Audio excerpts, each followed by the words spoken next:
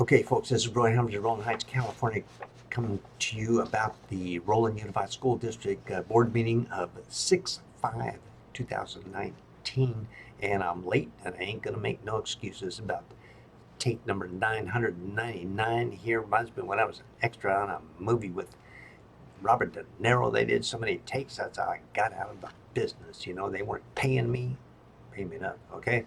And what are we talking about here? We had a presentation here by Natalie Moreno of the Illegitimate Bond Oversight Committee. So making an illegitimate report. It is what it is, folks. And also to note to you, I got a letter back from the Los Angeles County District Attorney's Office said declining to criminally prosecute them, need to get them some more evidence. So we're just going to get them some more evidence there. And remember, there's more than one way to skin a cat. Okay, so we got to do some cat skinning. Okay, so it comes along there, and we got that done. And board member Malcolm says, "Hey, Ellie, had any problem getting any information or documentation or whatever?" Nope. Then I was wondering why that Chairman Harry Peterson has so many issues on that with when he was chairman. I guess difference in whatever. Okay, and then we have Dr. Brian Huff coming to talk about the LCAP. Okay, that's a local controlled accounting procedure for spending the money. Okay, good presentation, whatever it is, and it's sliding. You wouldn't know a thing about it if it wasn't for this video. Okay, and then that was followed by Assistant Superintendent Alex Flores talking about the budget. Oh, that's all kinds of interesting stuff, and we're always happy when they got enough money to get the job and they get certified. Good things, credit where credit's due. But then he says, "Hey, we're 26 teachers over, excess, too many." And then David Malkin, he also notes that by 2021, 20 of them will be gone. And David Malkin, board member, says, "Hey, how are you going to get rid of attrition?" He just said 2000. What? You know, I'm a little confused on this. Okay, so when they got through with that, then came time for 3 minutes of fame, and Roy Humphreys that's me, by the way, got up there and talked about some old wounds that just won't heal. From that Bond Oversight Committee, Natalie Moreno, Denise Jackman, my God. Do we, any moral, ethical standards? God, I didn't want to talk about it. It's disgusting. You know, you'll see more on other videos there. And then we had this Kelly Denihan. Okay, well, they're 3 minutes. Oh, man. You know, in these types of matters, we have a contentious situation and people are being outed and so forth. You know, desperate times, desperate measures. It is what it is. Kind of evidently, you know, she's never heard about William Harrison or bothered to review the videos, or Shay Lohman about the violence and so forth, and unsafe classrooms, and the Oswald Academy situation. You know, it's nauseating. Okay, but it is what it is. This, you expect this type of thing to happen. You know, it goes along with our political environment of today. And then David Malkin, no, attrition. Okay, I guess that defines it. And then we have a public comment on the budget situation. I didn't realize this until they were mentioning the public gets to come. Well, I'm the only one there. You know, it was Natalie Moreno, and she's actually kind of quasi-staff, if you want to call it that. And so I got him and said, "Hey, man, you'll see it on the video. You need to get rid of those people now, every day that's 26 people are drawing a paycheck and their vacation time and their retirement stuff and all that." And I'm not saying being crude or rude or anything like that. Just as gently as you can, show them the door. Okay, this is the taxpayers' money. It's your money. And how many things could be done with that money besides pay for teachers that you don't need? What kind of business model is that? And education platforms are business. Running a school district is a business. Okay, folks, let's get that straight. And then at the end, David Malkin, oh, thank you for treating the staff so humanely and so forth. I'm not going to go on with that any further. And then he's talking about the beautification. Hey, folks, guess what? All this stuff, redoing the schools and reconstruction and beautification, guess what? That should have been done 10 years ago. 2000 is when they started with the bond. Don't get me going on that. That's a whole nother world. And then something else that we're going to have going in, and I submitted it to the district, and I'll see if I can get it up here for you to see. Julie Mitchell, Roy Humphreys, 3 items to go on the agenda. I'll leave it there so you can read it. You could always stop it there and read it. And one of them is for them to take over video recording of the board meetings and the Bond Oversight Committee meetings so that you can enjoy what's going on there if you choose to do so. Also, there's an endeavor on the school districts to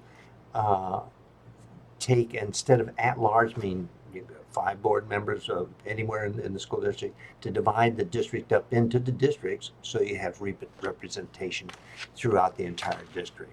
Okay, instead of this clique over here doing this, or the people with money and or whatever. Okay, so look forward to that. Let's get on to the recording. Wow. And Annalise Guzman will provide a brief report highlighting what is going on at their school.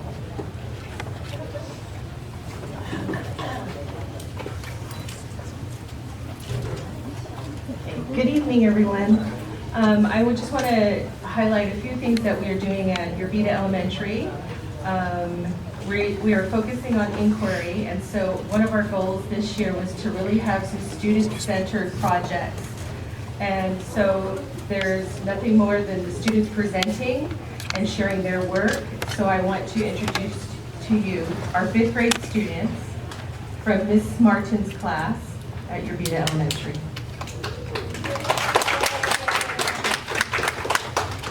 Hello, my name is Isaac Rodriguez, and I am going to introduce the creators of the Kindness Project, Annalise and Hazel. Hello, my name is Hazel. This year we started the Kindness Project. Our teacher asked us how we can make a difference in our school, so Annalise and I decided to do the Kindness Project. Students could create a heart when they recognize someone being kind or helping someone else out. We placed these hearts in the NPR room so everyone can see them.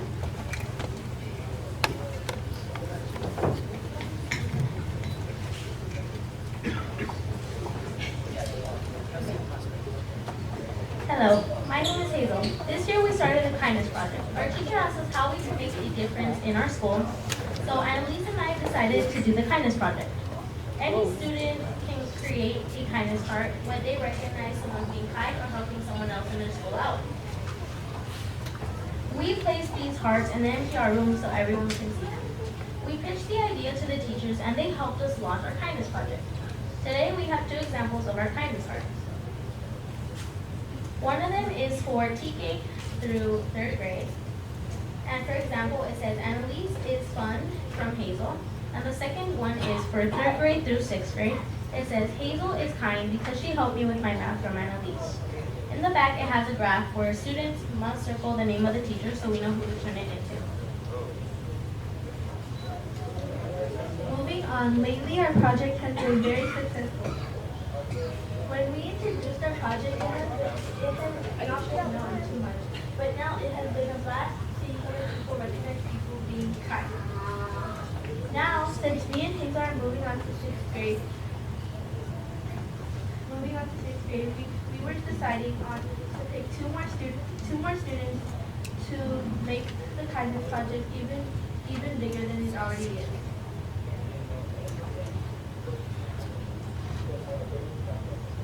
This is a poster that we made to put in front of the school so everyone can see that we need to be kind. And we added the golden rule to it because the golden rule is part of our project. The golden rule is to treat others the way that you want to be treated.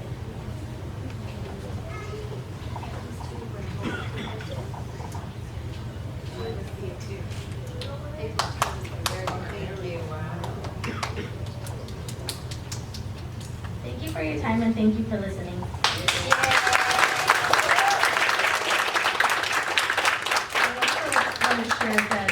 by spreading their kindness, our fifth grade students do have something for the board, so they would like to give a token of their project to you.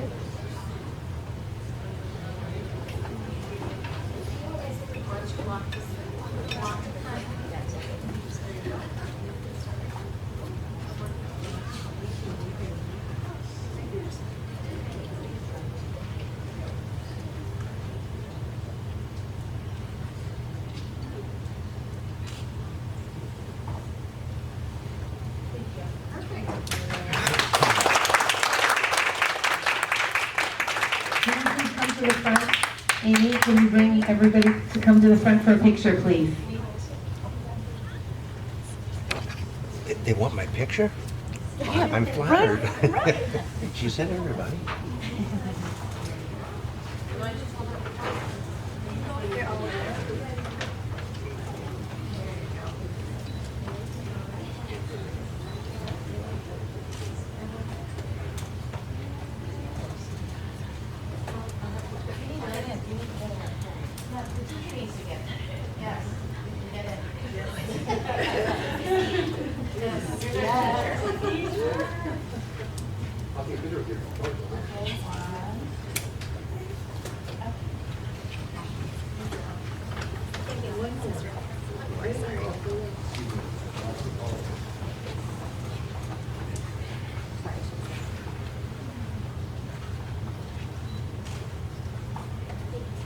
On behalf of the board, thank you so much. And just David, you did a great job.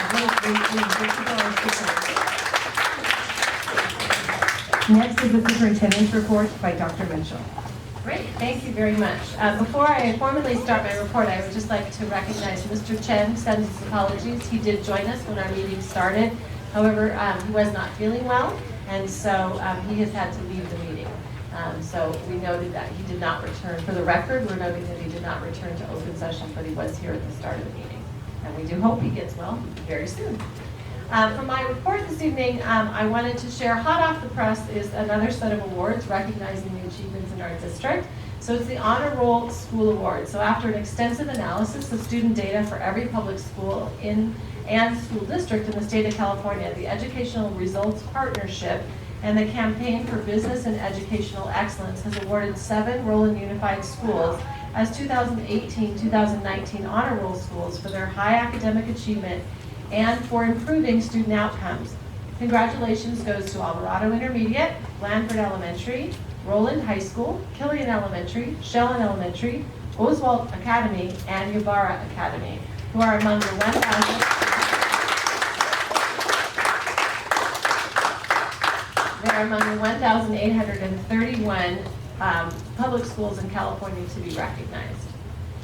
Tomorrow, we look forward to honoring our class of 2019. Tomorrow, there'll be 955 students who will walk across the stage for graduation starting at 5 p.m. It's a lot of hands to shake tomorrow afternoon. So Roland and Nogales High School hold their graduations in their school stadiums, and Santana High School's graduation will be held at the Roland Heights Community Center at Pathfinder Park. We're very excited about our graduating class of 2019, and we are pleased to brag a bit about our grads.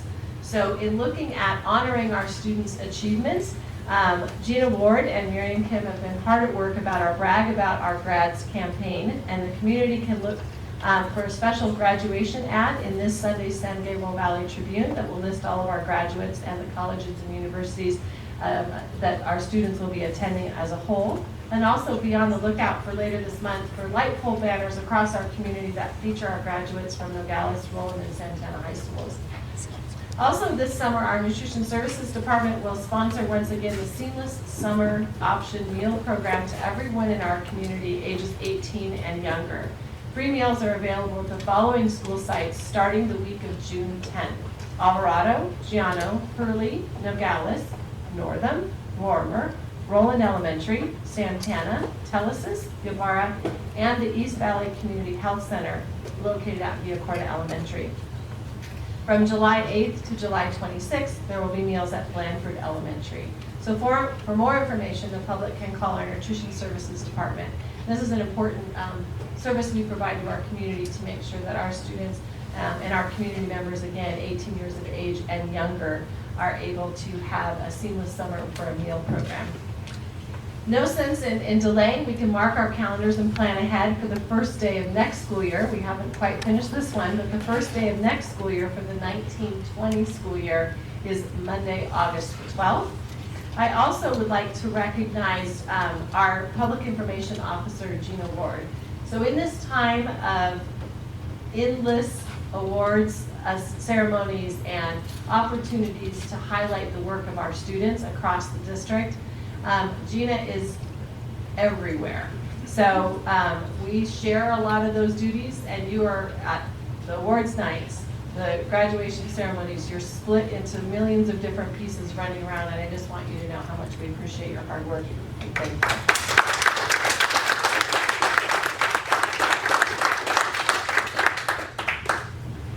Thank you very much.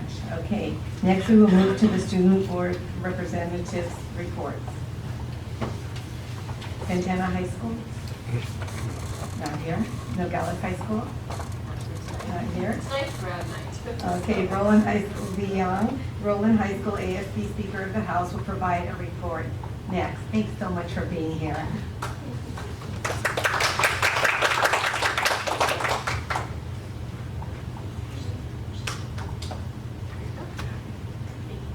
Good evening, Madam President, members of the board, Superintendent Dr. Mitchell, and members of the audience. My name is Ariana Zapata, and I am the new ASB Secretary for the 2019-2020 term, who is standing in for Lei Yang because she could not make it today.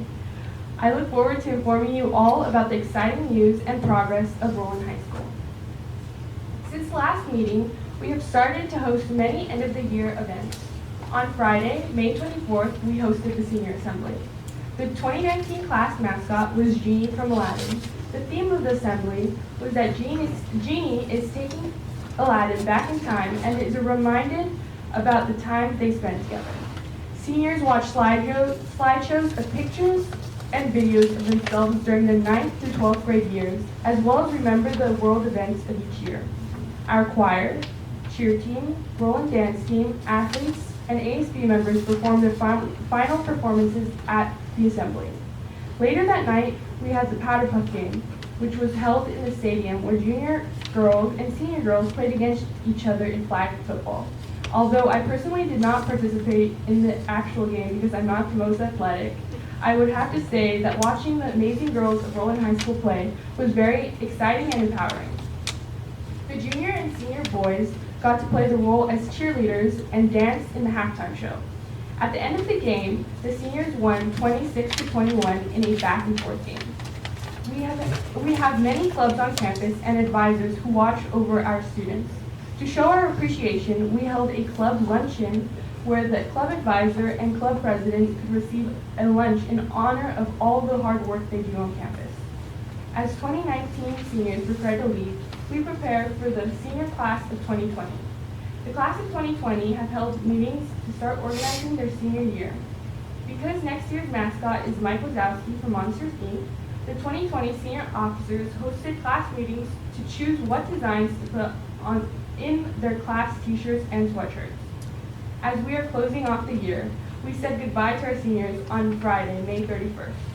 This was the seniors' last day of class, where we held the annual senior sunset. Seniors ate with their peers and recalled their high school memories. They also received the letter they wrote themselves during the senior sunrise in the first day of school. After senior sunset, the seniors could meet in the gym for the senior comedy sports match. This week began our senior events in the gym. Monday, June 3rd, the seniors could participate in different activities, including Mr. 2019, the Hypnotist, and the Senior Talent Show. In Mr. 2019, boys compete in pickup lines, beach attire, and makeup skills and dance. This is a popular event as we get to see them in situations we don't normally see. Seniors also had graduation practice on Tuesday and Wednesday and are currently at Disneyland for their grad night. Along with saying goodbye to our seniors, we started our senior countdown, where students are allowed to take pictures with seniors, counting down the days until graduation.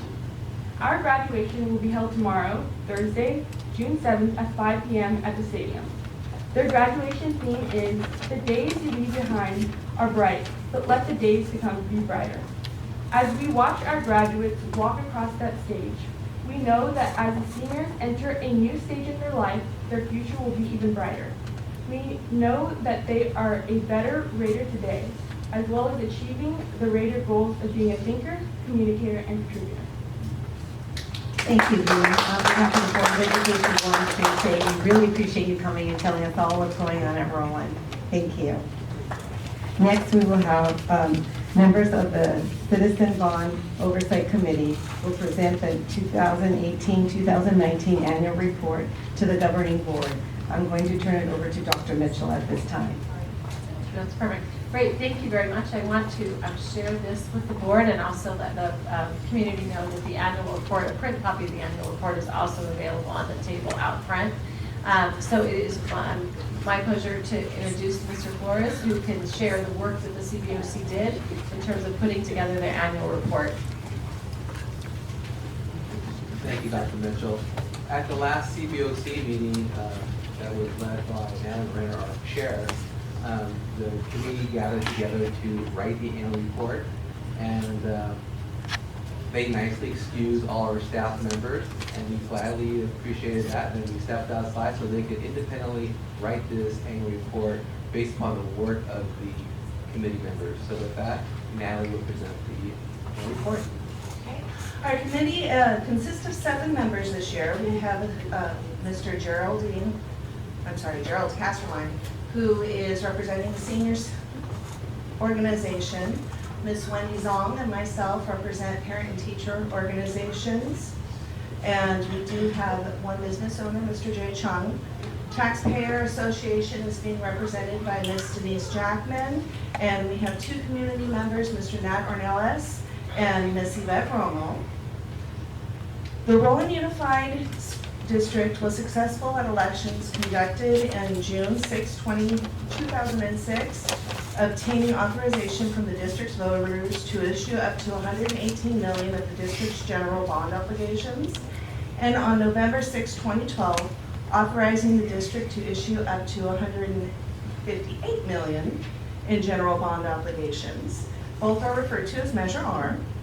The elections were conducted pursuant to Article 8, Article 8A, Section 1, Subdivision B3 of the California Constitution, which allows a 55 majority to pass the bond, also known as Proposition 39.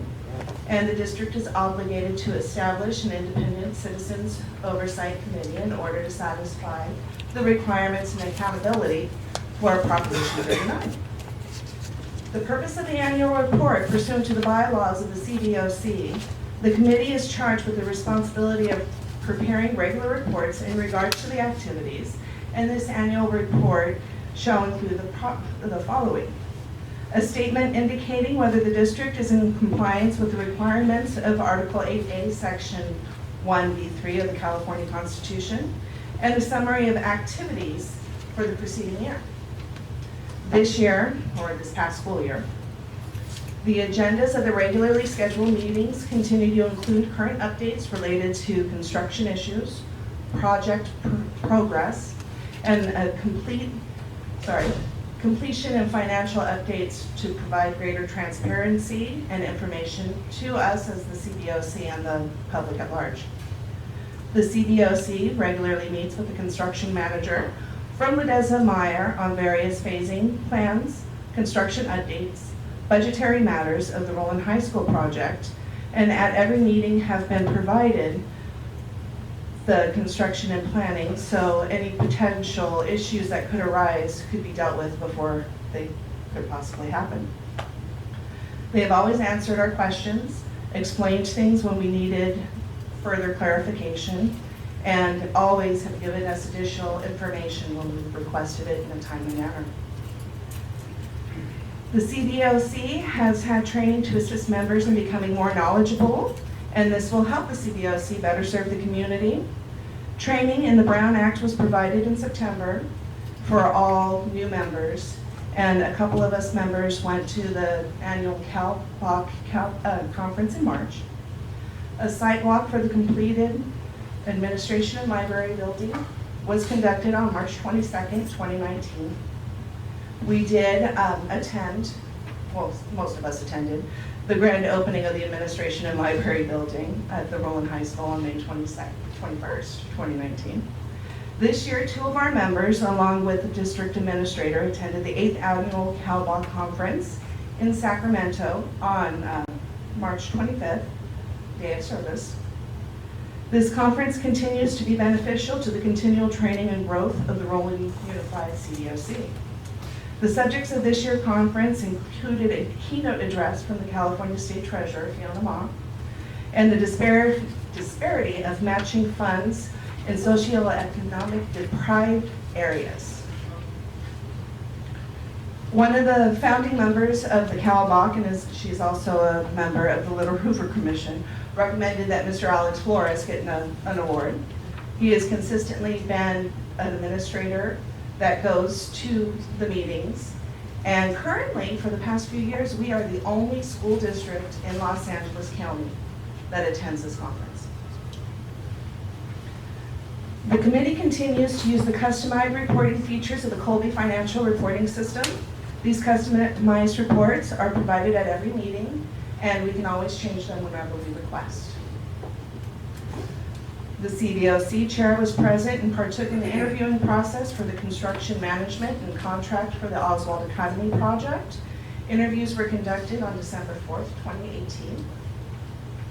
The CDOC has met with architects from Ziema and Prito, excuse me, I always get their name wrong, to walk through drawings and receive answers to our questions for their architectural renderings of the new project at Oswald. CDOC members attended a stakeholder meeting at Oswald with teachers and community members when their school design was presented there. They had all of their questions answered, and the main thing that they seemed to, sorry, I lost my place, and that was on March 4th. The only thing that we recommend is to continue with the trainings, especially for new members. And the accountants of NIGRO sought the board oversight's input for their fiscal audit for 2018. The bond audit and interviewed with me. The CDOC has received the completed audit. NIGRO did not identify any deficiencies in the internal control over compliance that they were considered to be of material weakness. All in all, based on the information that we have seen in the past year, we can state that the district is in compliance with the requirements of Article 8A, Section 1B3 of the California Constitution.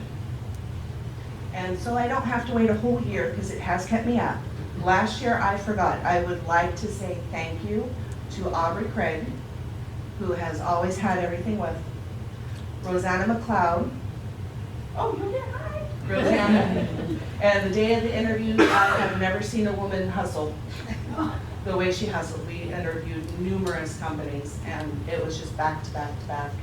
Alex, obviously, Marcos, and Josefina Sandoval, who's not here, for giving me every resource or help I need in getting things done and put together for our meetings.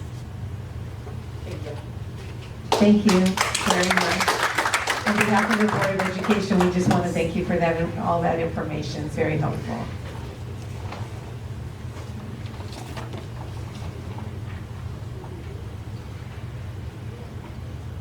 David? On behalf of the board also, I want to thank Ms. Moreno for chairing that committee and for the others for the volunteer service. It takes a lot of time away from your family, especially at nighttime when you have young ones that need to go to school the next morning or families to feed. So I really appreciate you donating your time for that service.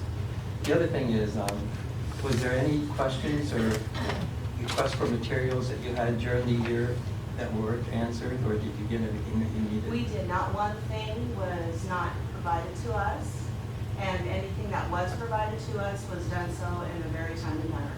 Thank you. Okay. Next, we will have two staff reports. The first will be on the 2019-2020 LCAP. I'm going to turn it over to Dr. Mitchell at this time. Perfect, thank you. I'm going to ask Dr. Brian Huff to come to the podium, and while he is walking in this direction, just want to share that tonight there is no action being taken on the LCAP. This is an opportunity for staff to share a report to the board and to the community, and then there will also be a public hearing this evening, and we're asking the board to take action at our next meeting on June 18th. Dr. Huff has done a masterful job in terms of really, again, expanding the input from our community, significantly increasing student voice in this development of the 1920 LCAP. So there have been significant students who've provided input to this, as well as community members, parents and non-parents in the district, and staff as a whole. And then not only working with all of our constituents, but then working with staff to actually write the report, which exceeds 200 pages. So I wanted to, before you even started, just to thank you for your leadership.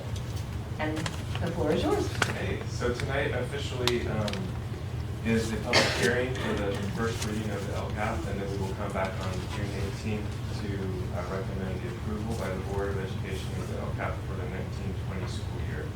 Just as a reminder, as we've gone through the process every year, in January we started collecting feedback from all of the stakeholders, and in April we provided an update to the board on the 18-19. Today, here we are at the public hearing for year 3 of the 3-year LCAP plan. So 1920 will be our year 3, and then we'll spend next year writing a new 3-year plan.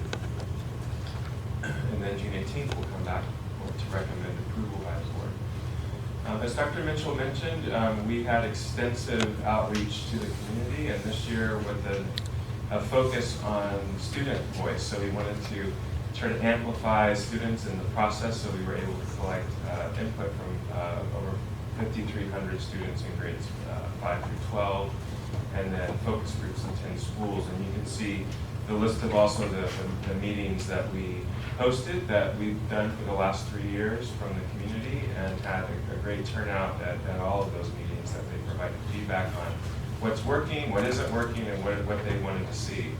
And then in April, if you recall, we gave you an update on the outcomes from this year from the perspective of the student, parents, and staff. So how is the LPAC, the actions that you approved, the resources you allocated, how were those actions impacting students? So we provided that information to you in April. And one of the sections, as you read through the draft that we provided, or the LCAP that we provided, is our greatest progress. So the state asked us to identify outcomes that we identify as our greatest progress. And so I've listed those here. And so, for example, in Roland, we increased our Saturday exploration, or extended learning opportunities, by 62% this year. And I also have some of the dashboard and survey items that you've also seen already. Under academic performance, one of the things we're proud of this year is being able to close the anytime, anywhere learning gap with students. So the low-income students in grades 9 through 12, we now have access to 24/7 learning online with Chromebooks and Wi-Fi access points. In our area of college readiness, our outcomes, you can see the outcomes that we have identified as our greatest progress. And just to highlight, again, our increase in AVID enrollment over the last 5 years, 177%, and the outcome of 92% of those students who are enrolled in AVID being accepted to 4-year colleges or universities. And I just today got the numbers from, this is 2018 to 2019 numbers, is 101 AVID students graduating. 92% of them were also accepted this year to 4-year colleges or universities starting in the fall. In the area of school climate, we rolled out a new survey this year, and we're happy to see that 85% of the students feel safe at school in grades 5 and 6. And then also we rolled out a digital citizenship curriculum that built the capacity in students to understand what are good behaviors online that we want to share with you and build. So understanding online safety, privacy, and behavior expectations online. So every student this year, for the first time, participated in those three lessons. We also recognize, and this is also part of the LCAP, the areas that are still in our needs, our greatest needs areas. And so I've listed here all the areas that we list that are in the red or orange in our dashboard overall, on the dashboard, and that we've used to then inform how we update our LCAP for next year, that we'll get into in a second. So all of this whole process of listening and looking at the outcomes and then doing an extensive listening process the last 4 or 5 months was to really try to whittle down and identify what changes do we need to make for LCAP next year. And so with the direction of the LCAP Council, which had a representation from across all stakeholders, and Ed Services team, we reviewed all of that data and the outcomes, and then are recommending these changes to you. We've included this in the LCAP for your review, and we're recommending you approve it for the June 18th board meeting. So first, adding a lead counselor, and this position would lead and calibrate counseling services for students, including academic, social, and emotional. There continues to be feedback, both positive and areas for growth around tutoring services. So we're recommending that you approve an increase in funding for site-based tutoring, including homework club, at all of our sites. The third change would be adding 3 behavioral specialists, and this would be a teacher on special assignment position. And these 3 positions would be part of the BEST team. And then the fourth one is, as we continue to evaluate the implementation of PBIS, identify the strengths, and also listen to sort of what next step should be, we've identified calibrating all sites on Tier 3 PBIS support. So these are the strategies and actions that sites would use to support the high needs behavior, students that are exhibiting high need behavior needs. And then the last one on this slide is increasing parent education on college readiness. The parents that participate in the program validated the parent education that's going on, but they would like to see more around how do you get into college? How do I help my student apply for a student? How do I help them get financial aid? This training is already happening in many different pockets, but they've asked us sort of to amplify that as we go into next year. And then another request from the parent groups has been to add translation services for languages other than Spanish, Chinese, and Korean through a variety of sources. So that is something that we're looking at and planning for to add for next year.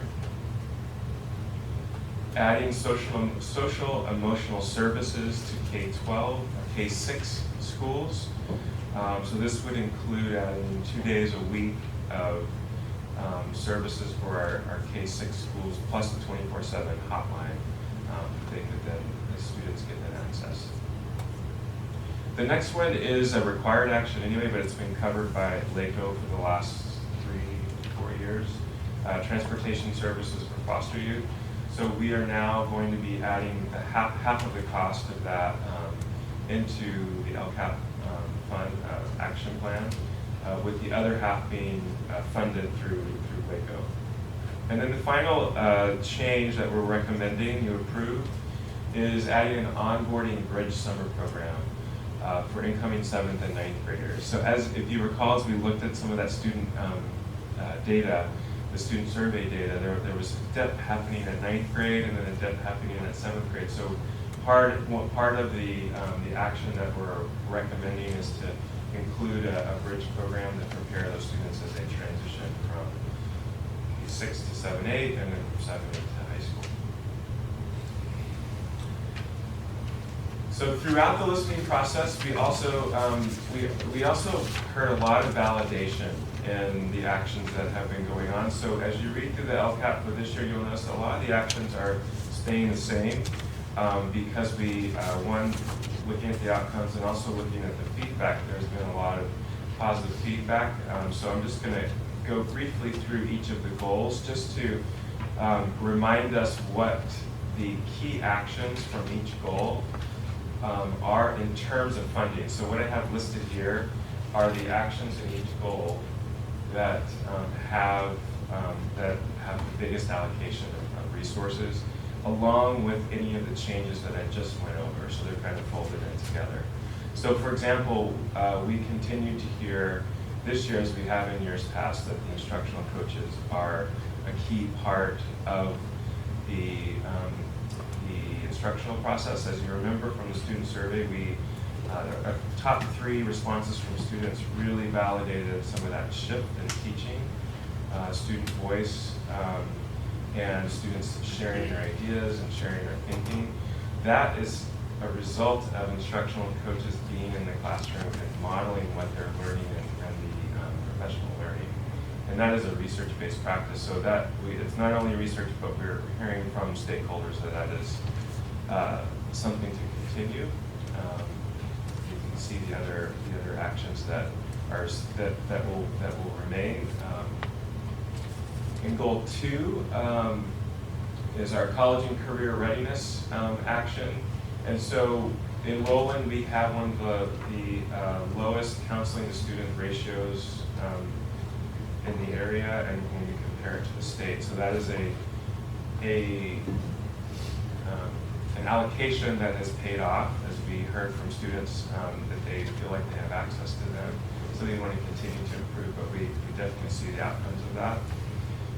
Then you see the change in adding a lead counselor here, the bridge program, and then increasing courses and program participation. So all of these 3 programs will continue to expand, either in courses, for example, in career and technical education, adding a restaurant management program next year, and then also, my notes here, sports medicine will be added next year as well. So those 2 programs, among others, and expanding Avid enrollment, and then Project Lead the Way.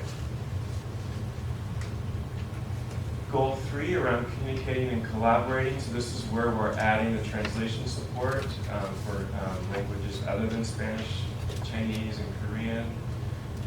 Increasing parent education around college readiness, and then maintaining our robust communication, which also got a lot of positive feedback from parents. They get the phone calls, they get the messages from Gina, they definitely feel like they're in the loop on what's happening in the district.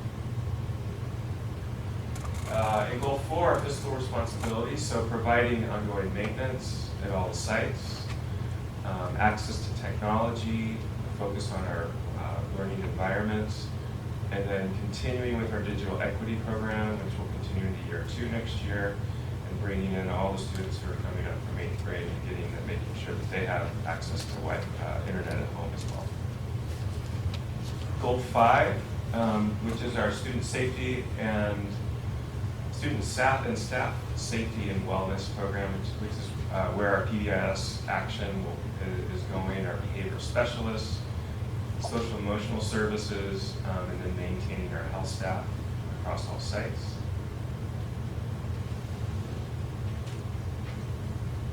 Maintaining our FRC staffing, this is where the foster youth transportation change will go, and maintaining our school safety staff. And in goal 6, there weren't many changes recommended for goal 6.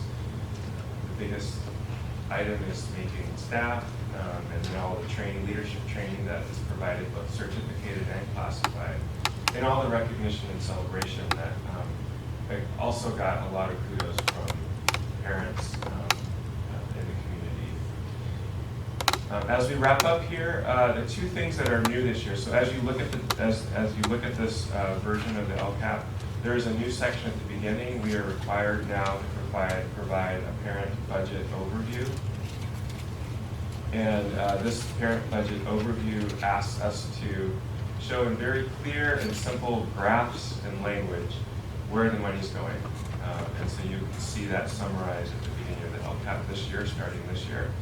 And then we were also required to consult with our SELPA to make sure that the actions that we included for special needs students are included and consistent with the annual assurance system support plan. So Dr. Tinkup and I met with the director, the SELPA director, on March 11th and May 29th in fulfillment of that new requirement. She had offered her support and approval of the actions that we had included in the program. So again, as we wrap up tonight on June 5th, this is our public hearing. In a moment, you'll have a public hearing around this draft. And then on June 18th, we will come back and ask you to approve the LCAP for the 1920 year. And I'd like to take this chance to also just thank all the parents that came out to all the community meetings, the 5,300 students that responded to the surveys and took time, 180 students that took time to meet with us one-on-one and focus groups.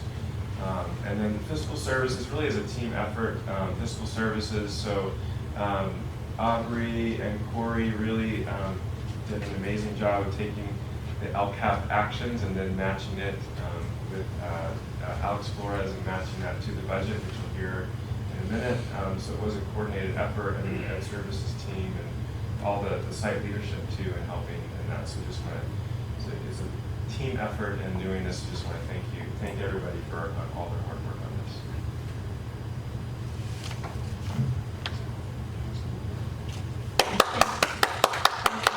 Thank you for the report. It's very informative, very concise, but it hit every point, so I appreciate that.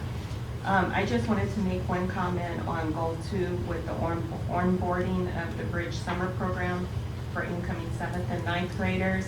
I'm very excited to see that, and I can't wait to see what develops out of that. As I've also seen lots of data and read lots of articles about those dips that take place during those transitional years.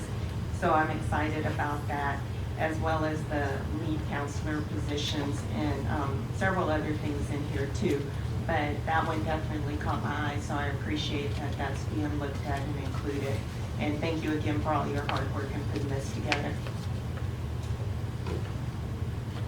Right. For the parents who wanted more translation services, what languages are they asking for? I don't recall the actual, like Farsi, we have 49 languages, I think, that are representing the language in the district. We're required to provide translation for languages that represent about 15% or more. And then so all of those other languages that are not at 15%. Yeah. You'd have to have a baseline number to want to serve. Right. Obviously, you can't have a language for every child. Regarding the bridge program that Angelina asked about, besides the bridging to get them ready for middle school and high school, do you think academically we need to do a short summer session before school starts for them, or anything of that nature? Would that be helpful to get them ready for the next levels? There is an academic summer school program that happens at both of those levels. And they're encouraged to go, especially in the beginning. Thank you. If I can answer that, the bridge program actually includes academics. We wanted to make it also inclusive of getting to know your new environment and new faces, teachers, counselors, people that are going to be with you as we come on board to 7th grade or 9th grade. And so it's not just getting to know your environment, but also academics. Thank you. Dean? Under goal 2, page 9, the college and career readiness overall declined 3.8%. Those items you have under goal 2 on page 13, the bridge program, lead counselor, is that to address that decline? Is there other things that need to be done in order to It's part of address it. that? No, It will help with that.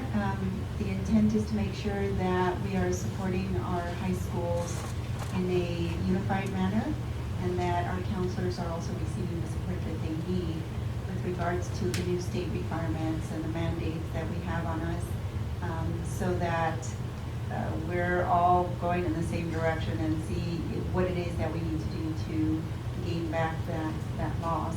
I also know if Brian can explain that some of that loss is due to a new way that the numbers were calculated.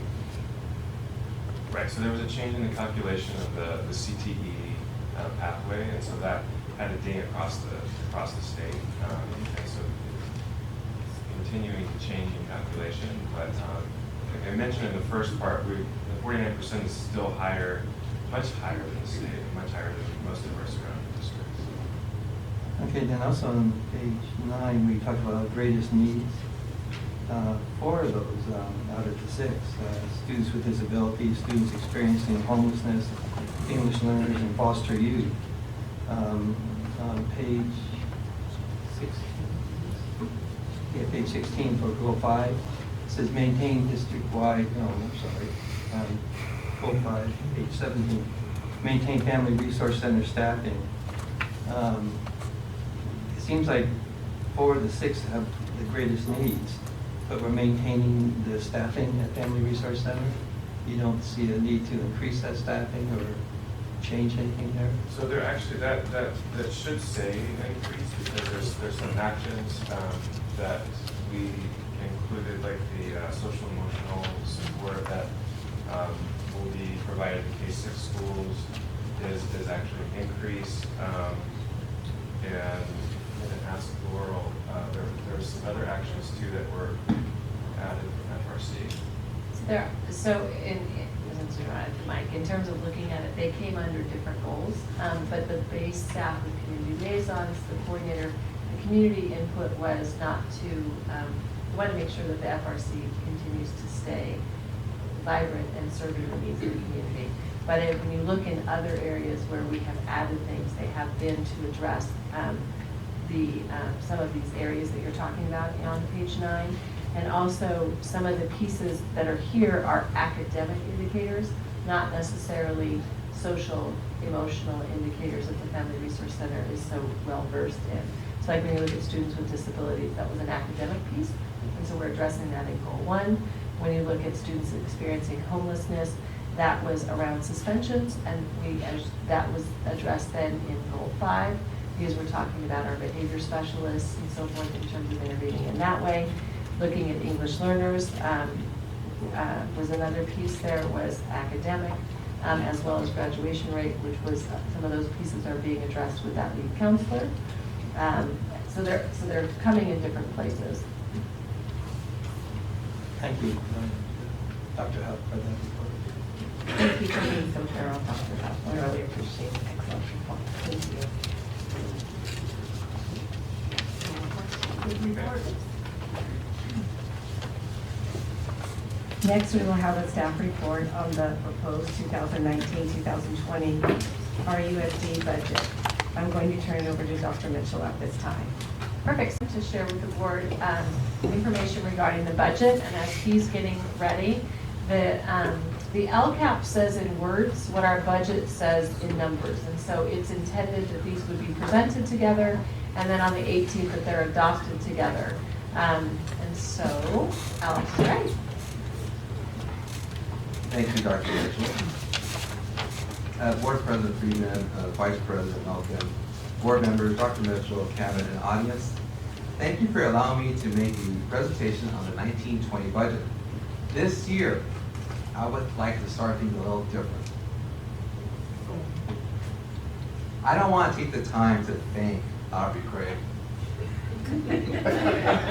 nor do I want to highlight Corey Durant I easily could because their leadership and detail to this process was instrumental. I want to thank the entire fiscal department. I want to thank the purchasing department, school site secretaries and principals who manage their site budgets. All the information we gathered during the year makes this budget. Thank you to the department leaders who manage their budgets and are fiscally prudent. So much happens behind the scenes, but we just see and hear my presentation. I want to thank them because their work makes this presentation happen. They're doing their part. Thank you. Everyone here. So much so that I already have old views in my presentation. Hot off the presses, we were just awarded today a grant that the Transportation Department, the Operations Department, Fiscal Department, of course Dr. Mitchell, work together so we can secure 10 electric buses, over $3.3 million, and over $60,000 per bus, or $600,000 for infrastructure that we can also take a look at and use for solar so that we can have some savings when it comes to our buses in the future. So we're always working and we're always looking to improve our environment and also to save costs. In this presentation, we will highlight the budget calendar, local control funding formula, the 1920 revenue and expenditures, and the multi-year projections.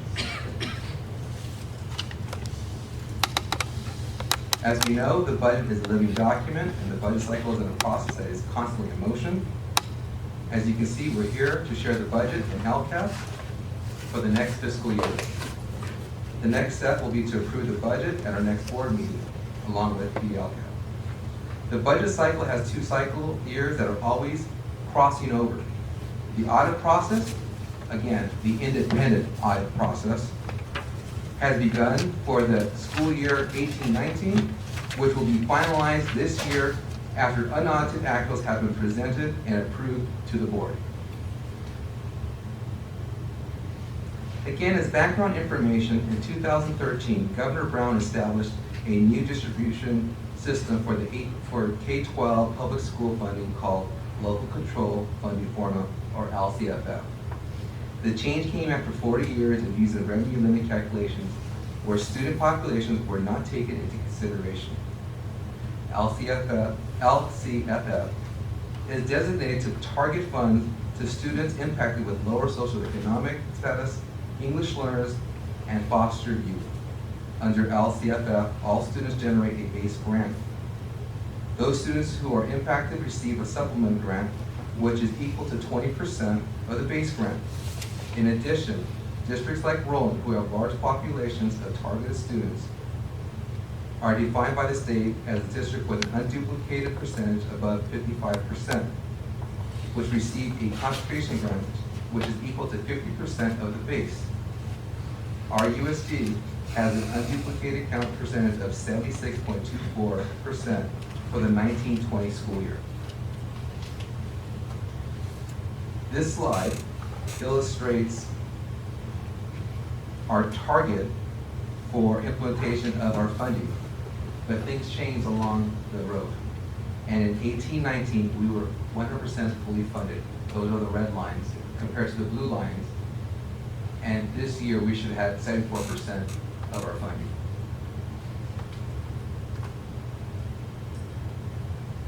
So in other words, this is the first year that we're fully funded. So let's take a look at the 18-19 school year in which LCFF reached fully implementation. We received $9.6 million in additional revenue compared to the 17-18 school year. $6.4 million was due to receive 100% of LCFF gap funding. The $9.6 million was spent on various ongoing expenditures totaling $5.1 million and one-time expenditures of $4.4 million. Having backward planned several years ago, these one-time expenses acted as a set-aside for future liabilities like PERS and STIRS. Again, we would like to thank the board and Dr. Mitchell for the much-needed one-time purchases that were made this year. and also providing a way for securing a way to pay future liabilities. In this portion of the presentation, we will share the 1920 proposed budget by sharing the revenue, expenditures, and unrestricted and restricted funds. Unrestricted revenue for 1920 is projected to be a little over $126.1 million. $112.2 million is LCFF base funds. $28.4 million is LCFF supplemental and concentration. Combined, it's $140.6 million. $2.8 million is other state funds. $1.2 million is local revenue. And $18.6 million is removed from this and contributed to the restricted side for the encroachment. We would like to dive further into the LCFF base revenue calculations in this slide. While it might seem like 3.26% COLA would lead to a large increase in revenue, the decline in enrollment factor eats up most of the increases. When you look at the increase due to COLA only, there's a total increase of $3.3 million. But after factoring in decline enrollment, a decrease of 288.24 ADA, equaling $2.3 million, the difference is only an increase of $980,000 in LCFF revenue for 1920. In this slide, we show the difference in revenue from the 18-19 school year to 1920. For the LCFF base, we have an increase of $980,000, which is the difference between the increase of COLA and decline enrollment, as I just shared in the previous slide. State revenue is decreasing by $2.4 million due to the reduction of one-time funds in 1920. The governor took the position to increase COLA and stop the one-time expenditures, which we appreciate because that means that future going forward, we can count on those funds because we'll be funded at that level for the next year. Other local revenue is projected to decrease by $184,000, and our encroachment to restricted programs is increasing by $621,000. Overall, the district will decrease by $2.2 million in revenue. What happened to that COLA? That's what a lot of districts are saying throughout the state, because many of the states are similar to us and are declining in enrollment. And the COLA that is being offered is not enough to make up for the difference in decline enrollment. So we hear about AB 39, which is some legislation to increase the base funding across the board.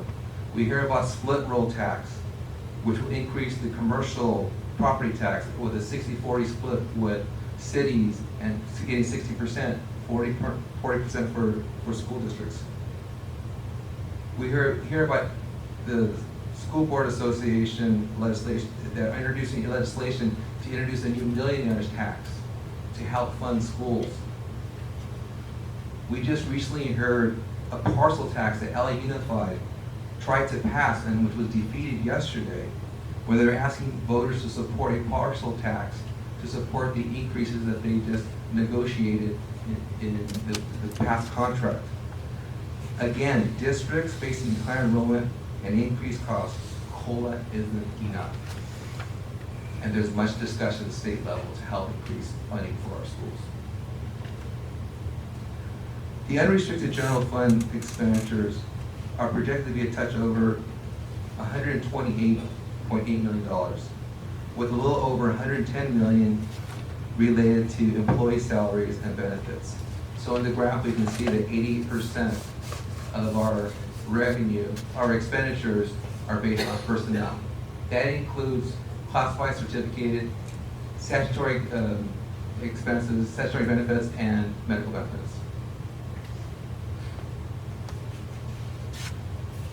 Understand that the board has an interest to reduce the burden of the rising medical costs for our employees, along with the knowledge that we have slipped from the county median. We took a sharp pencil to the 1920 budget in order to use the district's unrestricted funds in the most efficient way possible. This took a tremendous undertaking in the fiscal department in which they were able to analyze differences between budget and actual expenditures amounts to identify areas of savings, including a reduction to our budget for legal fees. We also were able to reduce our worker compensation fees and apply the STRS and PERS lower employer contribution rate. Finally, we also will be using restricted funds to provide professional development for the next 2 days for next year. After that sharp pencil, we project expenditures will be below our revenue with an ending balance growth of $6.3 million, leaving an ending balance of $3.4 million. Please note the ending fund balance is subject to change once the books are closed due to actual expenditures and do not include any collective bargaining agreed upon settlement. Again, our ending balance is $34.4 million, and a majority of the ending balance has been assigned in different areas. There is the following: instructional program, STRS PERS, emergency disaster safety, technology, equipment replacement, and decline enrollment.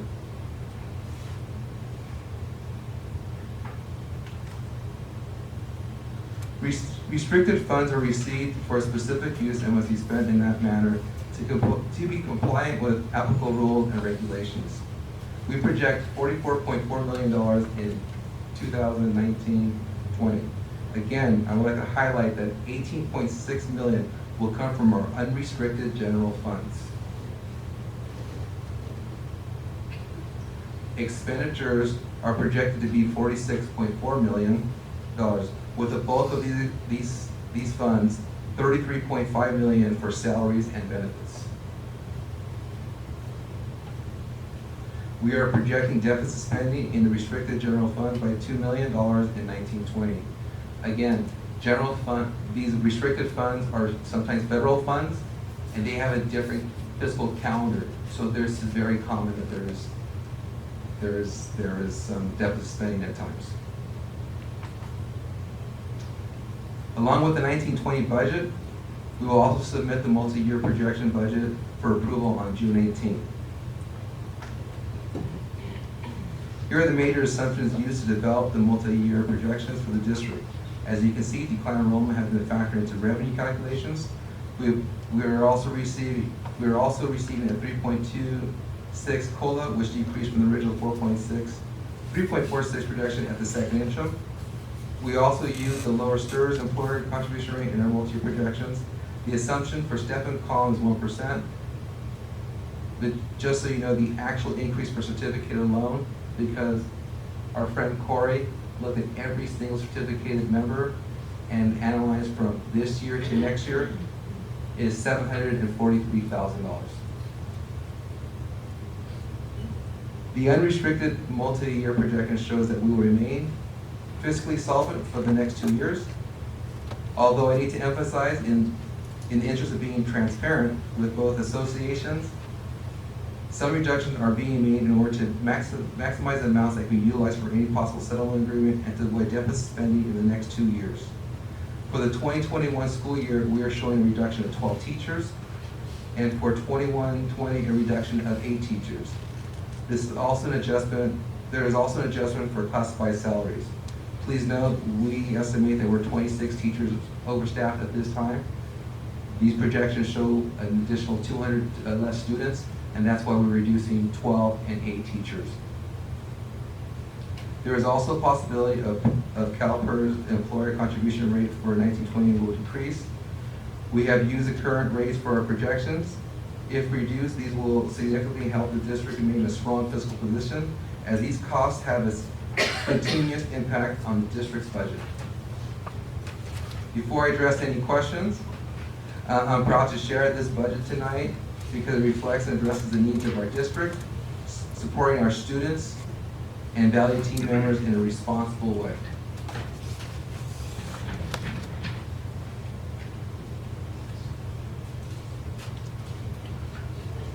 Lynn?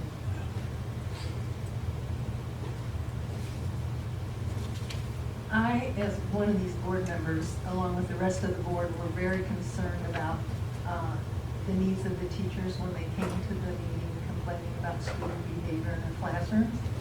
and they asked that we address that, and it looks like in your budget, we have addressed some of those needs. Yes, actually, on slide 6, we shared the additional expenditures for the 18-19 school year, and there was a line item for the new behavioral intervention positions of $256,000. And as Dr. Huff also shared in the LCAP, the 3 additional behavior specialists are also included in the next year's budget as well. Thank you for addressing that. Yeah, I was going to say the same thing under what changes were made based on outcomes and feedback at social emotional services to K through 6. And that was the teachers that were here with the elementary school teachers that expressed that concern. It's nice seeing the 2 dovetails with each other.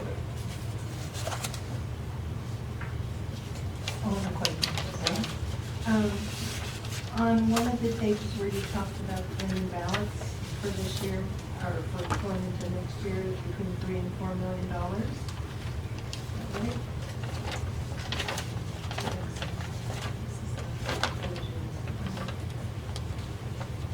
Sorry.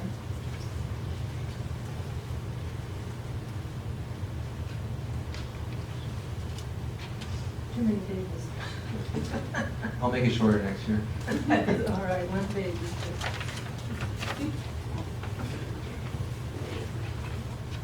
We're talking. It had to do with the reserves. Are we talking about the assignment of the budget, of the ending balance, the reserves? Was it page 15 or? Was it $3 to $4 million? Was it in that pocket? That's what's available. That's what's available. That's what's available, yes. Okay, then my question about that is, can we just spend that money? Yes, that's what is available.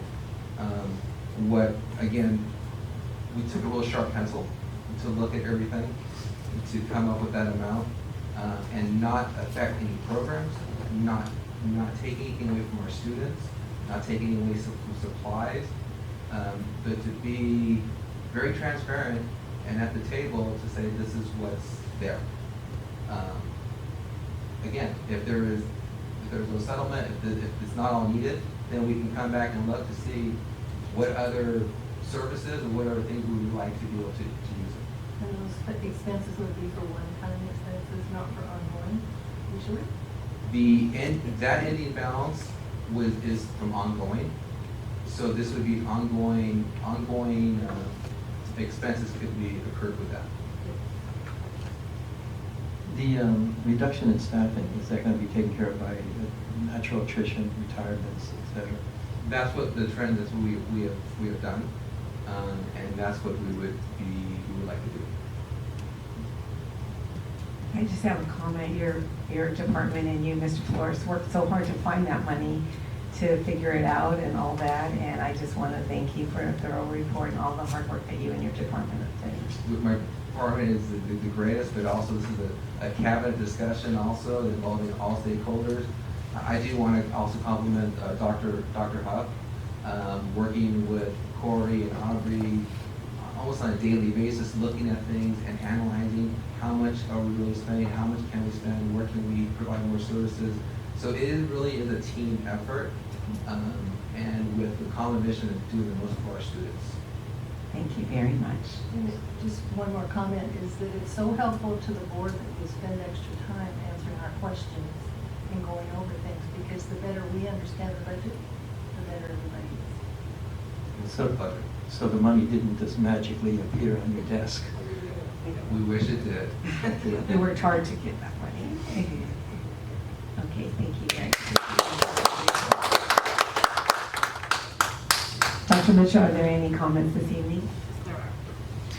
Provide comment to the board. Remarks are limited to 3 minutes unless extended or limited by vote of the board.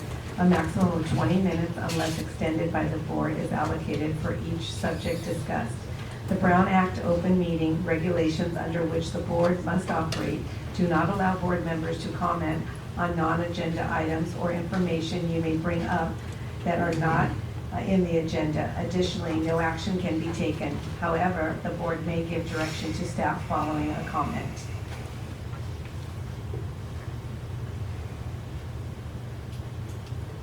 Roy Humphreys.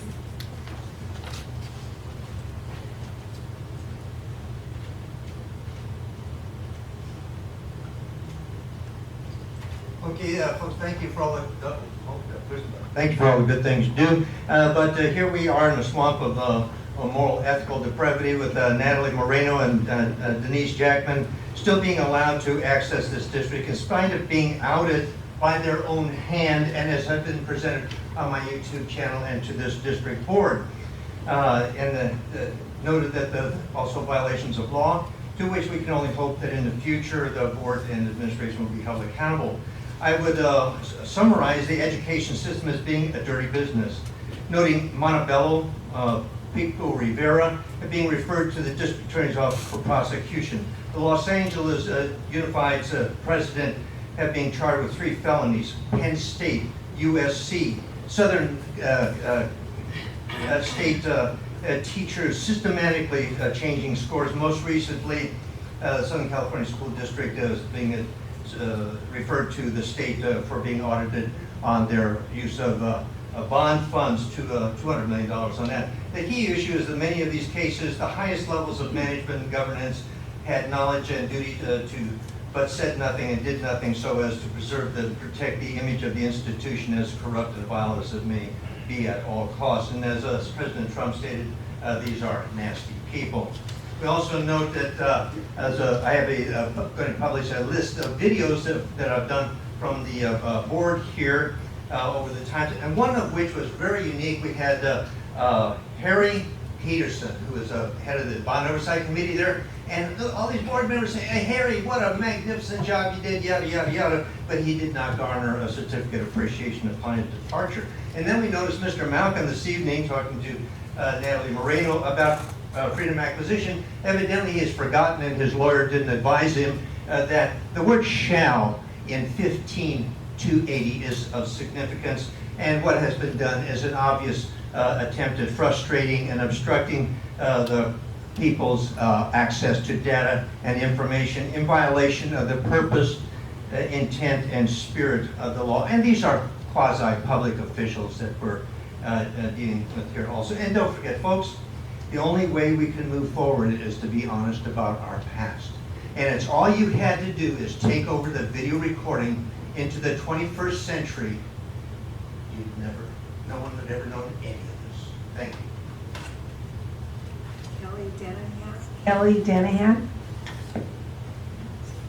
Mr. Humphreys, as Kelly is approaching the podium, you mentioned that there's violations of law and reference that being done by our school district. I respectfully request that you provide that information to me. Sure.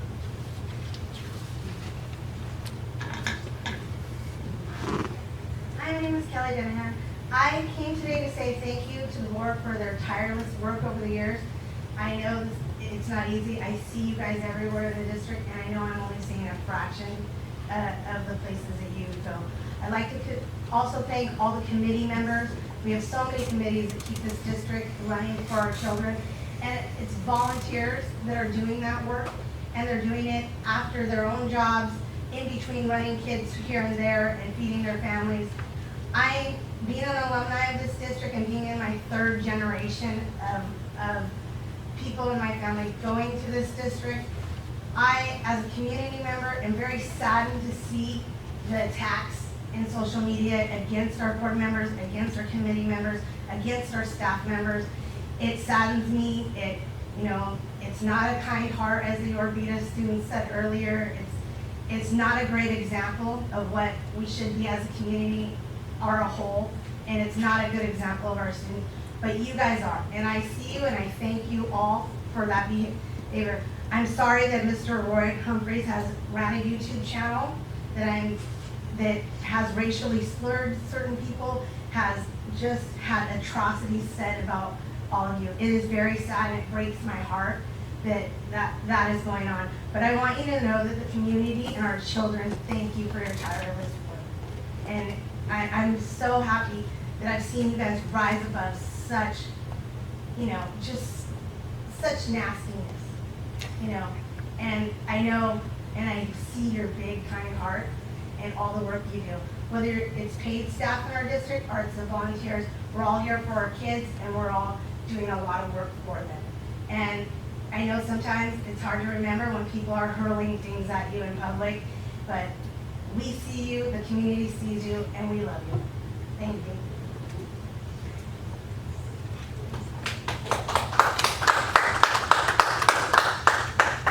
Next, we have 3 public hearings. The first public hearing is to receive input from members of the public regarding the Rowan Unified School District Special Education Local Plan Area SELPA Local Plan, including annual budget and service plans for the 2019-2020 school year.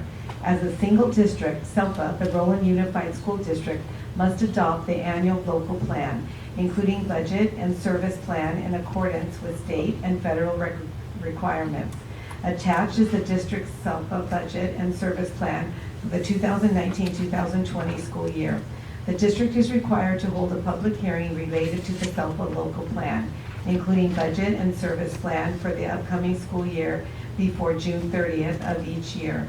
Any member of the public who would like to provide comment on the 2019-2020 SELPA plan is invited to do so during this public hearing. Public hearing opened at 7:39 p.m.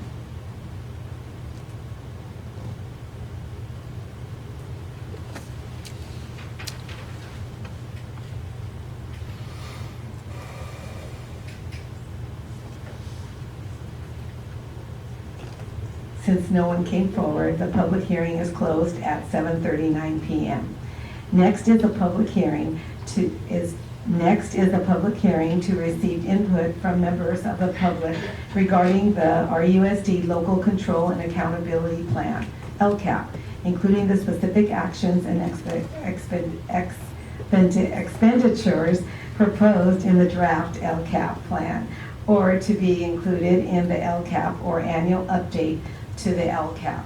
Any member of the public who would like to provide comment on the draft 2019-2020 LCAP plan is invited to do so during this public hearing. The public hearings opened at 7:40 p.m.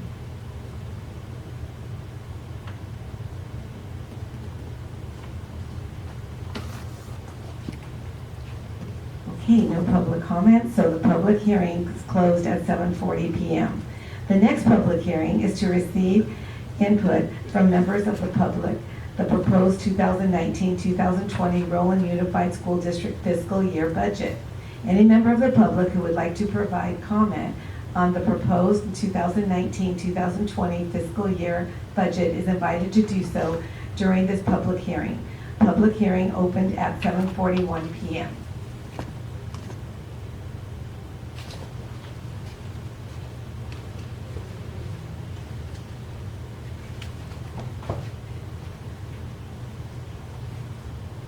As both alumni and a parent of the school district, I'm very grateful to see the school district board and the school district itself utilizing technology where it can assist in climate. Our children will be dealing more and more with electric cars. We're trying to go more and more less fossil based in our energy uses. And the fact that that's a priority and is being looked at constantly by this district makes me proud to have been from here and to have my children going here.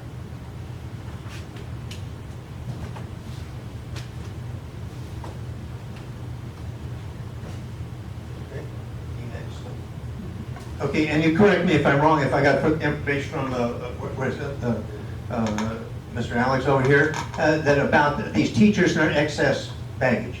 And I know it's not a nice thing. People don't like, you have excess teachers. If I got that, did I hear that correctly? You didn't? I didn't? That wasn't correct? So what was mentioned specifically was that there's some overstaffing. Overstaffing. To do the most prudent thing, if I understood this correctly, and Mr. Malkin asked, well, are you going to do this by attrition? If they're excess, they need to be jettisoned now. That's the fiscal prudent thing to do. Thank you. Public hearing is closed at 7:42 p.m. We will move on to the discussion action items on the agenda. The first item is 7A. May I have a motion and a second to approve the course High School Bridge for incoming high school students? I make a motion. I second. Any questions or discussion? All in favor, say aye. Aye. Any opposed? Motion carries. The next item is 7B.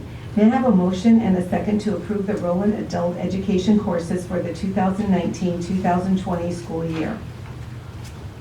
I make a motion. I'll second. Any questions or discussion? Okay, those in favor, say aye. Aye. Any opposed? Motion carries.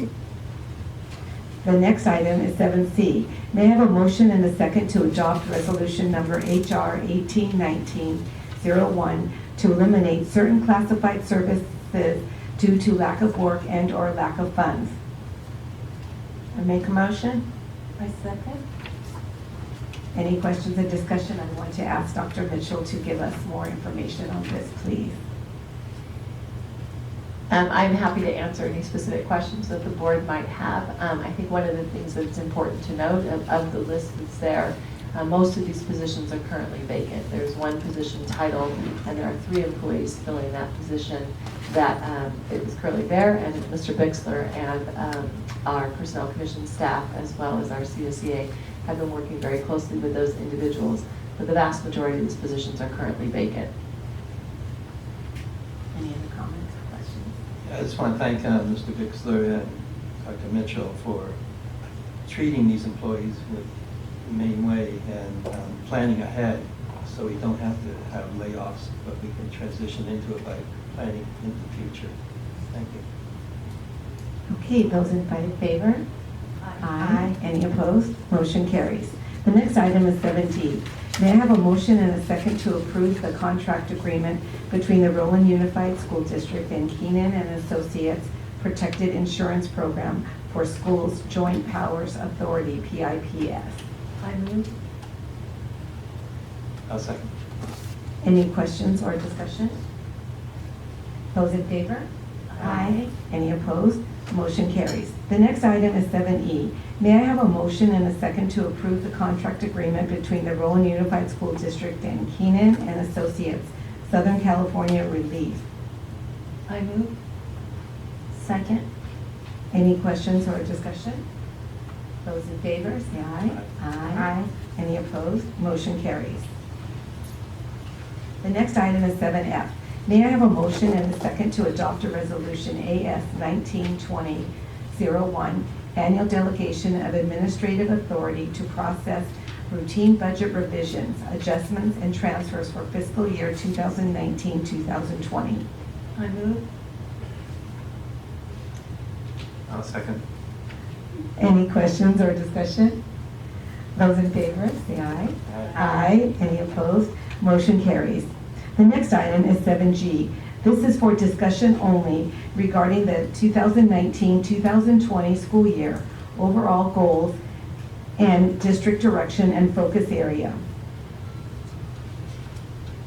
During the 2018-2019 school year, there have been many accomplishments and highlights tied to our district directions. The board and superintendent closely monitor the progress of the district in all areas, but in particular around the 6 district directions and focus areas. To highlight a few standouts this year from the board's perspective, we have some comments. And Kerry Chen is not here, but this is what he wanted to say if he was here. As far as Goal 1, academic achievement for all, this is one of our longest goals, as it is the primary purpose of our work, to highlight 2 specific programs in our district. One being our newly formed dual immersion Chinese program hosted at Shellen Elementary. Our education service staff led this endeavor with specific recognition to Sylvia Rivas as well as the Shellen staff. We also wanted to note our Music for All program, also led by our Education Services Department, including Dr. Maddie Zamora and Rebecca Rodriguez, as well as Brian Aquino and outstanding music teachers in grades 1 through 12. support staff with instrument distribution and program concerts. And Lynn Evankamp, would you like to say something? My highlight has to do with the area of technology. And I want to thank all the staff who took part in this. But I highlight this area because we have really, I think, seamlessly involved technology in our students' everyday life, even their life at home. And my fear when we first started the process, that it would replace teaching, but it has not. It has enhanced what the teachers are able to do in the classroom, and I'm very proud of that.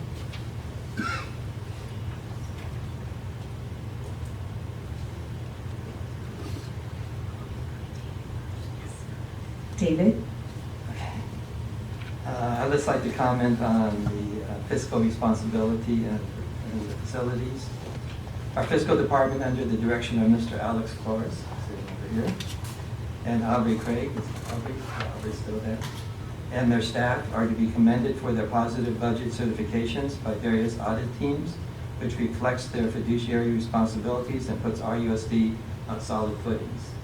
And also for treating our employees as caring people and not excess baggage. Thank you.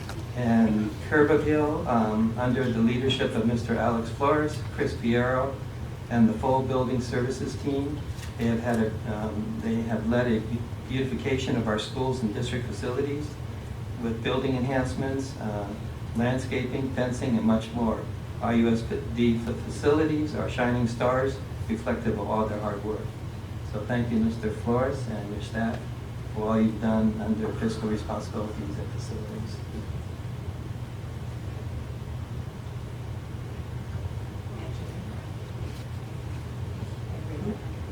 Angelina?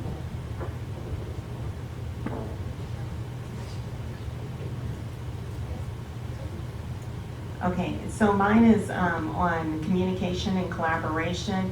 And yes, I'm going to use the word of transparency because I believe that it does apply to our district, and I think that the proof of that was in Mr. Flores' budget presentation tonight. I think that the proof of that is also in the presentations that are made to our communities, such as the California Healthy Youth Act workshops that we hosted. And I think that the proof of that is in our superintendent's reports each month at the board meetings when she highlights what's going on in our district and also notes any areas of concern that may be occurring at the time. I also want to say that our districts, the way our district is being promoted with all the awards that we're achieving, not just our school sites, but our students. So it's not just the brick and mortar that's given an award, but our students and our staff that are given awards. And the communication that has been in our community with our showcase, with our state of the schools, and with all of the other events that we have, including the one that will be launching soon, where we will be celebrating our students and our graduates and their achievements and their accomplishments. Thank you. And goal number 5 was student and staff safety and wellness. As a district, we have placed a high level of importance and concentration on student and staff safety. This year, we have expanded our district safety personnel, strengthened our relationships with the law enforcement agencies that serve our district, supported the placement of school resources officers at our 2 comprehensive high schools, increased our emergency preparedness supplies, installed new lighting and cameras, as well as begun the first year of a 2-year plan for enhanced staff training.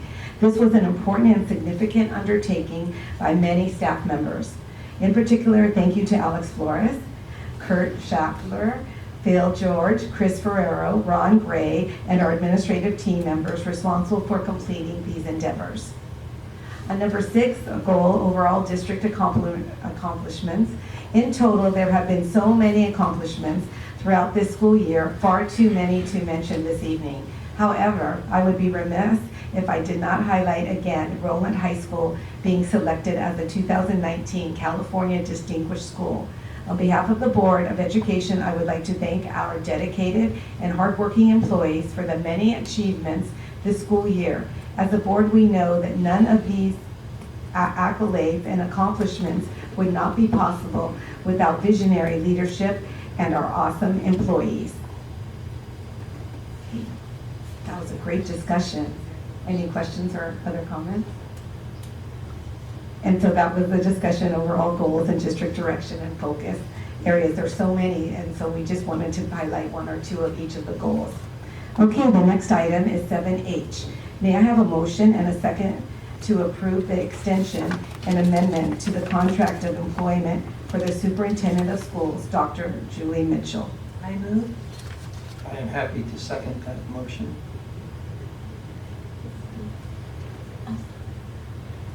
Before taking final action on an employment agreement for a local agency executive, the board must state in public session, pursuant to Government Code Section 54953, Subdivision C3, the board provides this oral summary of the salary and/or fringe benefit recommendation for the following local agency executive: Julie Mitchell, Superintendent.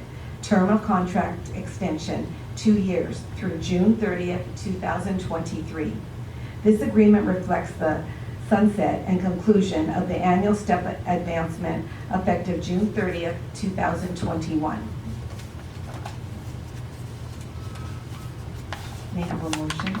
Oh, we already did that. Now any other discussion? Or, I'm sorry, now we get to vote. Okay, those in favor? Aye. Aye. Any opposed? Motion carries.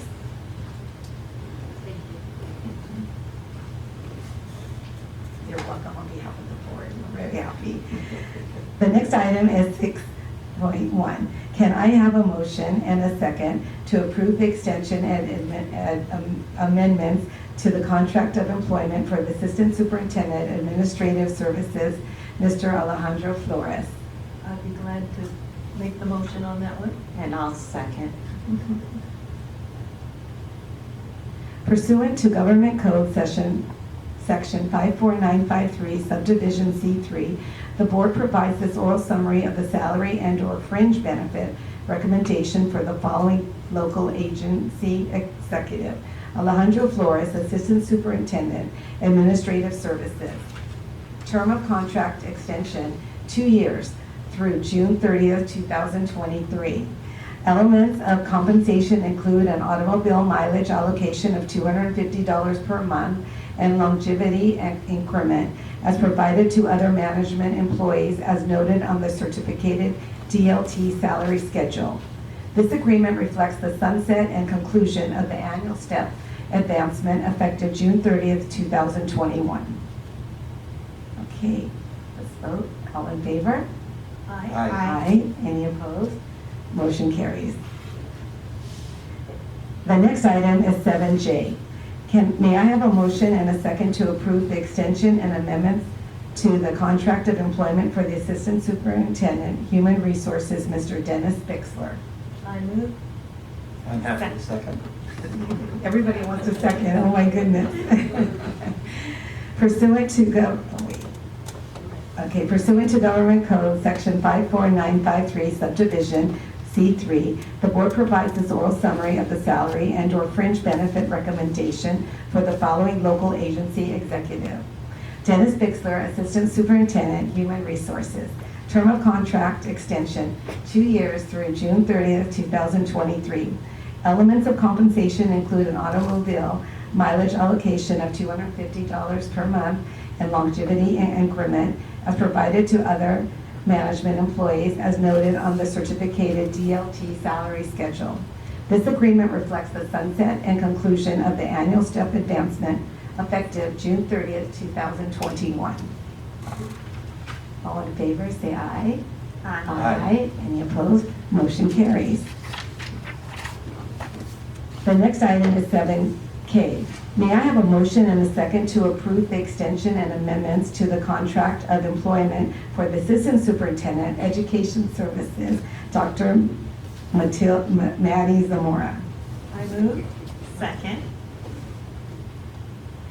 Pursuant to Government Code Section 54953, Subdivision C3, the board provides this oral summary of the salary and/or fringe benefit recommendation for the following local agency executive: Maddie Zamora, Assistant Superintendent, Education Services.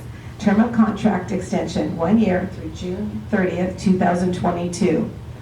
Elements of compensation include an annual step advancement of not less than 3%, an automobile mileage allocation of $250 per month, and longevity increment as provided to other management employees as noted on the certificated DLT salary schedule. Those in favor, say aye. Any opposed? Motion carries. I miss getting to say second and I move. I would have loved to do that for all 4 of you. Okay. Citizens bond, the next item is 7L. May I have a motion and a second to approve the committee's recommendation to reappoint Denise Jackman, Taxpayers Organization member, to the 2006-2012 Citizens Bond Oversight Committee for a 2-year term in compliance with the CBOC bylaws? I move. Second. Any questions or discussion? Those in favor, say aye. Aye. Any opposed? Motion carries. The next item is 7M. May I have a motion and a second to approve the adoption of the final SELPA local plan, including the annual budget and service plan for the 2019-2020 fiscal and/or school year? I move. Second. I'll second. I second. Oh, good, okay. And all those in favor, any discussion? Oh, no. Okay, I just now, want to thank the staff that put the SELPA plan together. I mean, that was an extensive document and a lot of work to do in a very short period of time. And I understand it was accepted and approved. And so I really want to thank the staff that put the extra energy in to do that. very nice. Okay. Those in favor? Aye. Any opposed? Motion carries. Next on the agenda is pupil personnel. The next item is 8A. Do I have a motion to approve the expulsion of student number 181908 from all schools and programs of Rowan Unified School District effective June 6, 2019, with referral to a county or alternative school outside of the district for placement in an educational program? I make a motion. I'll second it. Any discussion? Those in favor? Aye. Any opposed? Motion carries. Next is the consent calendar. We will approve all of the items in consent with the exception of any items pulled for separate discussion and action. May I have a motion and a second? I make a motion. I second. All in favor, say aye. Aye. Any opposed? Motion carries. We are now on to board member comments. We will start with Angelina this evening. Just a couple of quick things. I just want to thank our Personnel Commission for hosting a fantastic classified luncheon again. It's always a highlight and a pleasure to serve lunch to our classified employees who work so hard behind the scenes for our district every day. I also want to acknowledge the La Puente Valley ROP law enforcement graduates. Ms. Friedman and I had the opportunity to attend their graduation a couple of weeks ago at Nogales High School, and it was just fabulous, and I can't say enough about the students nor the teachers. It was just an amazing event. I want to thank the district and Miriam Kim and Frank Chang and Maddie Zamora and everyone else who worked to host the Healthy Youth Kids Act community events. They were very informative and well attended, and I think that it's just wonderful that our district is showing so much more transparency than others, and that we are really getting the information out there to our community about these changes, and it was very, very much appreciated. I've gotten a lot of positive feedback from individuals who attended, and they're just really super excited that we took the time to do that so that they could be informed. This morning, several of us had the opportunity to attend the senior graduation breakfast for the Santana students and see Mr. Malkin again in all his It hurts me that you're leaving. I've really enjoyed doing the food distribution each month with you, and a lot of the other activities, the safe community activities and everything else that you do. We wish you the best of luck in your new venture. it's going to be hard to replace. So thank you for all your service. Also, this is my, despite that, my sadness, this is my favorite time of the year because we see the results of all the hard work of our students as demonstrated by the awards presented at our board meetings tonight. Congratulations to all the recipients. The Nogales High School Award Night that I attended. The Roland High School Award Night. The Santana High School Awards Breakfast this morning. The Avid Awards Night and the Career Technical Education CTE Awards. Sometimes I feel so inadequate to speak during public comments at the board meetings after listening to our students speak at these events. Also, I'm honored, we had honored the staff of RUSD at the annual Employee of the Year Recognition Dinner and the Classified Employee Luncheon. I attended the annual spring concert at Mount Sac and listened to the progress of our music students and was amazed by the progress from elementary school up through the high school of how they mastered their instruments. Yes, music for all is alive and well at RUSD. I now look forward to tomorrow, which is graduation day, when our students get their ultimate award, their promotion and diplomas, which will open doors to jobs, continuing their education for advanced degrees, entering the military, or going to trade school. No matter which path they choose, RUSD has given them the foundation needed to put them on the path to success. And I wish them all good luck. Thank you. Lynn? Yes, this time of year is kind of bittersweet because we send our graduates away, our kids that have spoken every month at our board meetings. We'll see new ones coming in next year.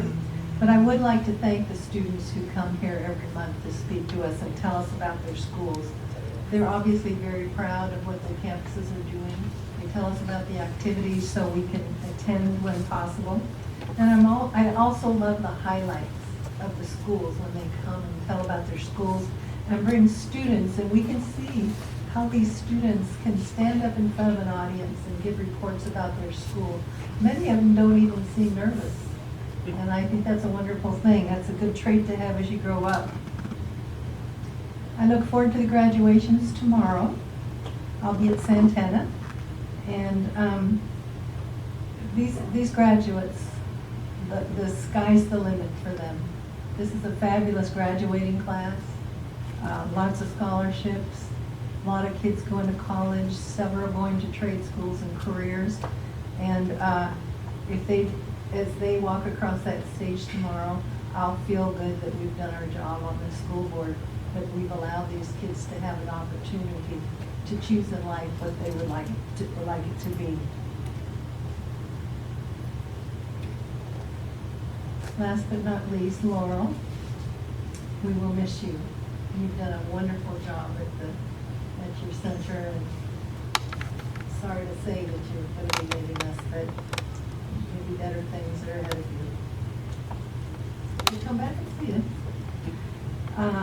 To the board, if you're traveling this summer, staff, if you're traveling this summer, travel safely and come back to us because we got a lot of work to do next year too. So thank you. So I'm so happy that they mentioned you too, Laurel, because I thought, I don't know if we could do that. So now I get to go along and say, thank you for everything you've done. Oh my gosh, you're an amazing person. All your ideas, your goals, you just did it. So yes, you'll be very hard to replace, and good luck in your new job, and we will miss you terribly. Okay, and thank you everyone for staying this long for the whole meeting. May was a really busy month. I took off a lot of events that I went to, but want to mention some. The Nogales High School and Rowan High School Career Certification Program exit interviews. The students were so professional and confident during their interviews. They answered many questions, and they all said that senior seminar class has changed them. They used to be very shy, and now they're public speaking. They're not nervous anymore. They seemed like they were already in the workforce. I was very impressed, and those students were really amazing. The Rowan High School Avid Recognition Night, 7th year in a row, all Avid students were accepted to colleges. $1.5 million scholarships were given to these students. And then just what Angelina said about the Law Enforcement Explorer graduation at Nogales High School. These students gave up their Saturdays all school year for 6 hours every week such dedication, and the two teachers gave fantastic speeches. It was like me reliving my last day of school, and I had tears. It was like these teachers were amazing. And I'm happy to say they both are going to be next year working at Roland Unified. Okay, and then Yorbita had a college parade, and what was so special about this one was Nogales High School students were there to talk to the student body that graduated from Yorbita, and so many colleges were represented as they paraded around by individual classes, and later chanted representing their college. The Community Day School, I did a visit and the exit ceremony. These transition students are 18 to 22 years old. I was very impressed with this outstanding program. There are 40 students enrolled. The 4 teachers and staff have so much enthusiasm and positive attitude. Many different life schools are taught daily. There is a daily living skills room. These students empty the boxes from our warehouse to be delivered to the teachers and schools. They work at all different places throughout our community, the Marriott Hotel, Ibarra's office, Blandford Noon Aid, and so many more. During their IEP meetings, parents are surprised what their child can do. When they turn 22 years old, they have an exit ceremony in June. The exit ceremony included 9 students, which was outstanding and very touching. That was today, and I'm glad Miriam was there because she said, here, let me get you some tissue. And I'm like, what? And of course I needed the tissue. It was very touching. Those kids are gonna make it in the world. It was very nice. And then for the first time, I can't remember when, but all 5 of us were at the Roland Adult graduation. And it was so nice. It was really turned out very good. Roland High School Senior Awards. So many great awards were given out. Students donated 223 pints of blood. Special presidential awards were given to 153 students for receiving high scores on tests while maintaining a 3.0 to 4.0 GPA. And 51 students maintained high scores on tests and maintained a 4.0 plus GPA. 12 students scored very high on tests in 2 languages, receiving the Biliteracy Award, and 3 students received the Triliteracy Award. Unbelievable. In 3 languages to be so high in all of them. I visited Ibarra, the Read and Write program, which we learned about, and I visited a 3rd grade classroom that uses the Read and Write program. All of our RSP classes use it also. A student in this class explained how it worked and how good it is. I saw so much writing throughout the classroom. They can check their writing after they say it. Some students I saw talk and then type several different times. It will read their spoken words back to them, highlighting words. One student had over 500 words in their writing. It is an amazing program. Thank you. I hope all of you have a restful, fun, and great summer vacation, those of you that have time off. And we will need to return to closed session at 8:11 p.m.